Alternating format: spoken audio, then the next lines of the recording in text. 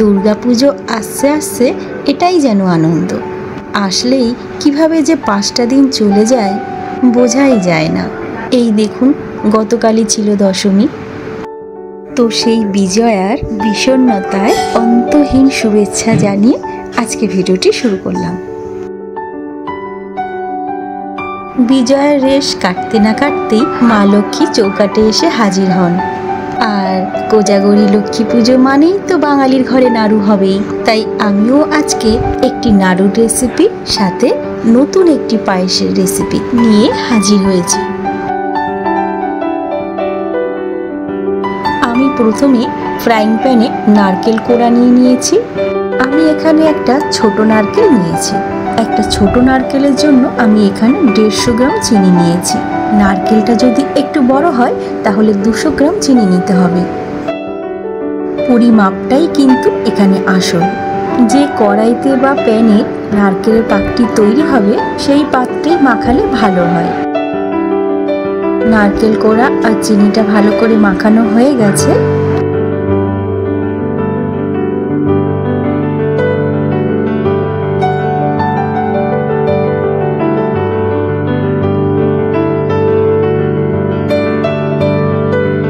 অন্যদিকে আমি 4-5টা কাজু বাদাম জলে ভিজিয়ে রাখবো।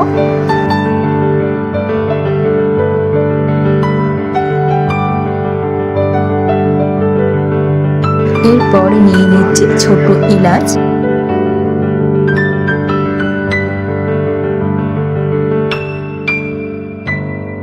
আমি এখানে 2-3টে এলাচ ভেঙে নারকেল কোড়ার মধ্যে মিশিয়ে দেব। আজকের এই নাড়ুর রেসিপিটা কয়েকজনের রিকোয়েস্ট করা। তাদের বক্তব্য হলো, চিনির নাড়ু করার সময় নাড়ুটা সাদা থাকে না, লালচে হয়ে যায়। আজ আমি দেখাবো কিভাবে সাদা ধবধবে নাড়ু স্টেপ বাই স্টেপ বানানো যায়।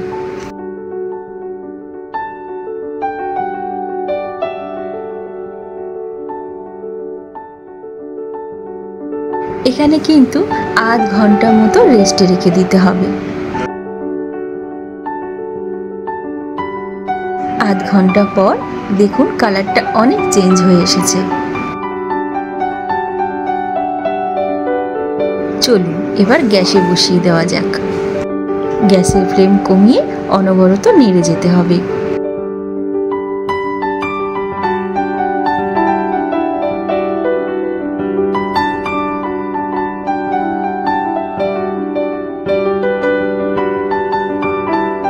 কিছুক্ষণ নাড়াচাড়া করার পর দিয়ে দিতে হবে 1 টেবিল চামচ মতন গুঁড়ো দুধ।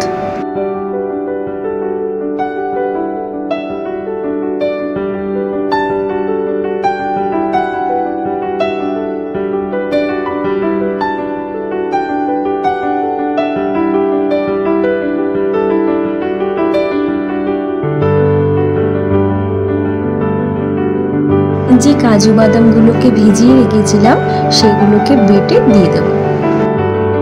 এই কাজু বাদাম বাটাটি আপনারা চাইলে গুঁড়ো করেও দিতে পারেন। ভালো করে নাড়াচাড়া করে পাকটা রেডি করে নেব। খুব বেশি সময় লাগে না এই পাকটি তৈরি হতে, ওই 10 মিনিট মতো লাগে। এরপর দিয়ে দেব 1 চামচ মতো ঘি।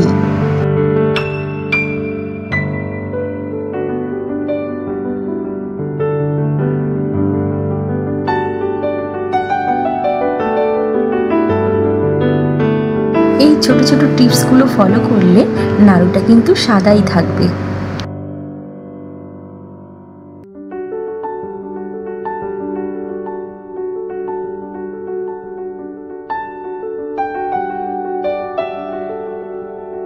দেখুন নাড়ুর পাকটি কিন্তু আমার প্রায় রেডি।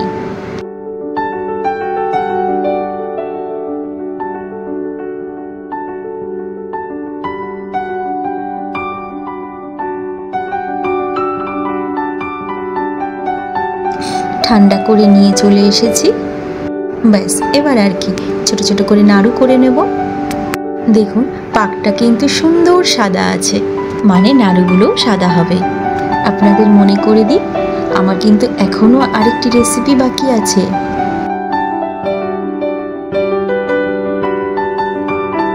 ছোট থেকে আমার এই নাড়ু বানানো দেখতে কিন্তু ভীষণ ভালো লাগে। আর আমার মেয়েকেও দেখি, যখনই আমি নাড়ু বানাতে বসি ও এসে হা করে তাকিয়ে থাকে, ওরও নাকি দেখতে ভালো লাগে। অনেকের ধারণা গরম অবস্থাতেই নাড়ুটা বানিয়ে নিতে হয়, পাকটা ঠান্ডা হলে নাকি নাড়ু বানানোর সময় ঝুড়ো ঝুড়ো হয়ে যায়। কিন্তু দেখুন, আমি কিন্তু ঠান্ডা করেই নাড়ুগুলো বানালাম। শুধু এক্ষেত্রে নয়, আমি যখনই নাড়ু বানাই সব সময় ঠান্ডা করেই নাড়ুটা বানাই। পরবর্তী রেসিপির জন্য নিয়ে নিচ্ছি খই।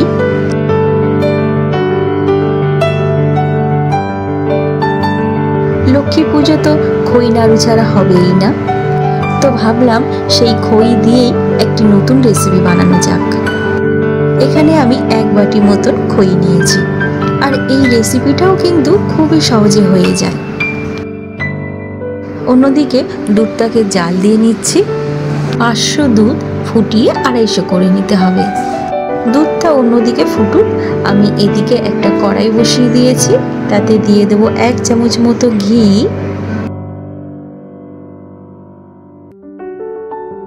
ঘিটা হালকা গরম হয়ে আসলে খইগুলো দিয়ে একটু ভেজে নেব।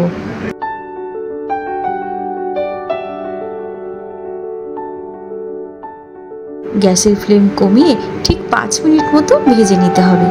একটু মুচমুচে হয়ে গেলে নামিয়ে নিতে হবে। দুধটাও এদিকে ঘন হয়ে এসেছে।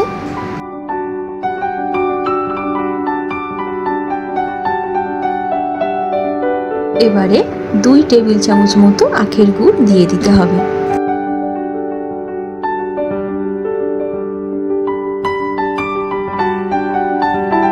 পুজোতে চালের পায়েসের পাশাপাশি এটাও বানাতে পারেন, একটু নতুন কিছুও হবে। আর এটুকু বলতে পারি, প্রশংসা আপনারা ভালোই পাবেন। দুধের মধ্যে 2টো ছোট এলাচ ভেঙে দিয়ে দিয়েছি। আচ্ছা, এখানে কিন্তু গ্যাসটা বন্ধ আছে। এবারে সেই ভেজে রাখা খইগুলো দিয়ে দেব।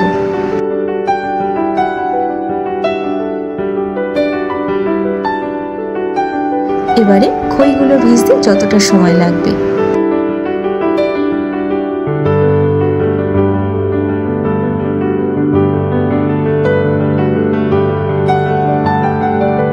দেখলেন তো কত সহজে তৈরি হয়ে গেল। শুধু আশ্বিন পূর্ণিমা কেন, দীপাবলি, লক্ষ্মী পূজা, পৌষ সংক্রান্তি, ভাদ্র সংক্রান্তি, চৈত্র সংক্রান্তিতেও মা লক্ষ্মীর আরাধনা হয়। লক্ষ্য করে দেখবেন, খারিফ শস্য, রবি শস্য যে সময় হয়, ঠিক সেই সময় বাঙালি হিন্দু মেতে ওঠে দেবী লক্ষ্মীর আরাধনা।